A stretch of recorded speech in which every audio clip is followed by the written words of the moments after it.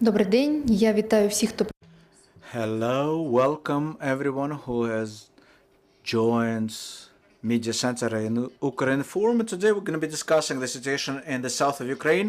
Live with us is Natalya Humenyuk, the head of the United Coordinating Press Center of Security and Defense Forces of the south of Ukraine. Natalia, hello. Glory to Ukraine. Hello. Glory to the heroes. Miss Natalia, can you tell us please how was the previous 24 hours in the south of Ukraine? The situation in our operational zone is stably tense and difficult, but controlled by our defense forces. The enemy forces are not able to advance by land. Actually, in the last 24 hours, they haven't even attempted it. But what they practice are airstrikes and artillery and missile strikes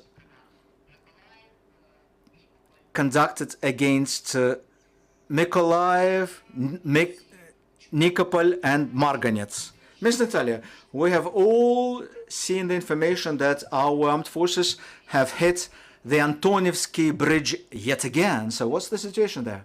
We keep ensuring the fire control over all the logistics and transport arteries of the temporarily occupied territories because we clearly understand, as well as the occupiers recognize this, that they depend on those arteries. Vitally important for them to keep bringing in the reserves and the ammunition and the military equipment. Like last week, we have destroyed more than 10 ammunition depots and the sites where the enemy military equipment was stored. However, after our strikes on the bridges, those bridges are rendered untransportable. We heard that the enemy's military command have left Kherson and are trying to relocate themselves closer to the temporarily occupied Crimea. So what's happening there? You're right. We have identified some evidence that after we started hitting their command posts at the army and brigade levels, their commanders started being relocated across the river to the left bank of Dnieper River, so that their commanders, at least their commanders, would not be cut off from the Russian-controlled territory. So what's the current situation in the Black Sea? The situation of the Black Sea is quite stable and quiet. Why? Because the grain corridors are being functioning under the guarantees of the Istanbul Coordination Center. Thus, the ships keep safely transporting the grains, but still the 2 rocket launchers are still in the Black Sea. 16 caliber type rocket launching systems are ready to be used. And let me remind you that they could be dangerous for the whole territory of Ukraine. This is high precision ammunition and very long range. In addition, the mine danger is quite severe. There's storm at the Black Sea, and in the stormy weather, the maritime mines could be relocated towards seashore, especially since we're not sure what particular mines the Russians used to block our maritime routes, and that's exactly the reason why the accident happened in Zatoka. Yeah, I would like to ask you some more about this accident.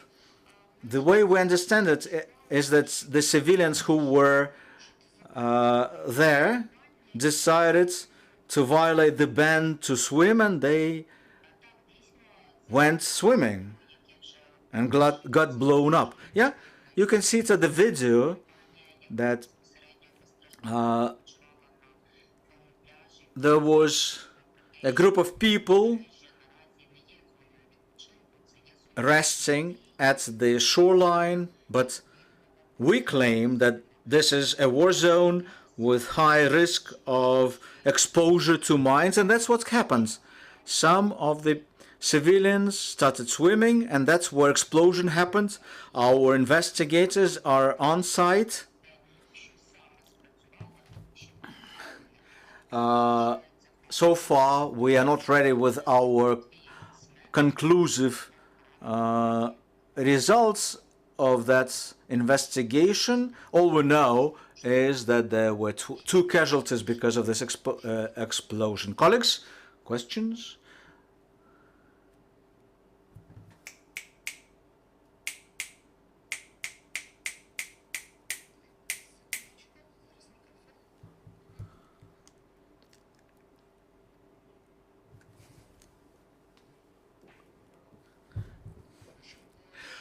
What's happening now in the Danube River after the accident that happened on the 29th of July? Have you used some additional measures like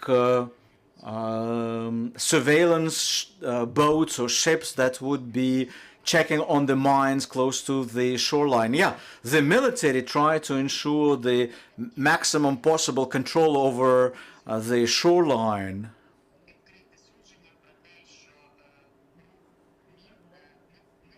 But then again, nobody can control where the mines can be swept to the shore by the storm. That's exactly why we tell everyone that it's dangerous to come to the shoreline, especially when the mines or explosives would be stuck on the shoreline and got covered with sand.